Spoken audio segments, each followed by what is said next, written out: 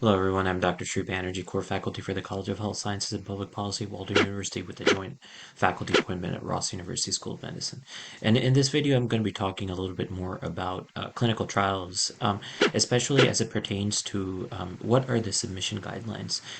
Now, many different journal articles usually has submission guidelines, but it's oftentimes unclear if the journal charges any fees or if it doesn't. I was talking with a colleague today, and they were telling me that it makes no sense to be paying for article submissions, but there are certain journals which, if you want open access, which means that if you want um, customers to be able to access it on their own without having to go to a library, then they can do so when they pay the open access fee.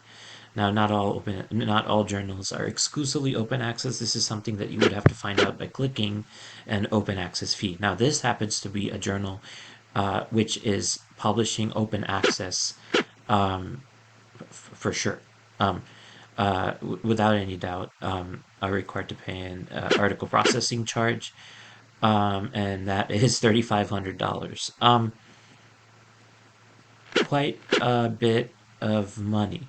But if you look right below then, and this to me would be fine print, but if you know this, authors can also choose to publish under the traditional publishing model, which means that this is free and you don't have to pay it. And a lot of people actually look at this. I've had colleagues that have come back to me saying that, well, this is one that you need to pay $3,500 for. We can't afford that. Well, you didn't read close enough, because if you look more closely, then it says no charges for access.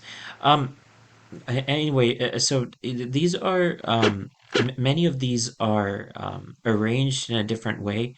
So, for instance, manuscript submission. Uh, you have also some editing services. I've never actually used them, but what I actually look at very closely and spend a lot of time trying to figure out for the journal, this happens to be clinical drug investigation, is trying to look for the types of papers that they look at, which is interesting because a review article, current opinion, leading article, systematic review, original research, research letter, letter to the editor, and editorial commentary are the specific types of papers that are allowed. Now, another area that I spend a lot of time with is trying to understand what the process is for citations.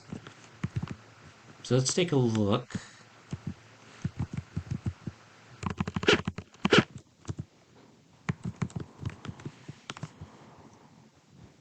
And a lot of times it takes a bit of searching before you can actually find um, this information. Usually it is within the submission guidelines, but I have been proven wrong many times.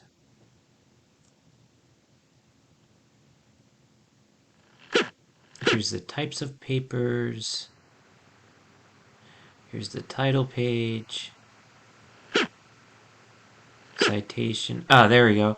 So citation and reference list here should be numbered consecutively in the order that they appear, and also with DOI links where possible. In personal communications, only unpublished work should be mentioned. And then you have the table figure requirements. Anyway, so here's a lot of um, different types of not only data repositories, but also you have the citation style. So what you do with every single journal article, what I suggest is to use a reference citation manager, incorporate your sources and then place them within the article. This way you can actually convert, if you were to, this happened to me and my collaborators recently, where we got rejected and had to change it around. So if you're having to change that around, then this is a good way. This is clinical drug investigation, so pretty much specifically open up to clinical trials, and so there's different types of clinical trial sort of components that need to be like informed consent, that are more so important in this type of paper rather than observational study paper. Um, so I'm just looking for so original research, consort for randomized control trials, and then Strobe for purely observational trials. So this is kind of the standard of uh, practice. So here's different parts of this. Here's the ethical standards. So this sums up everything that you need to know. Thank you for listening.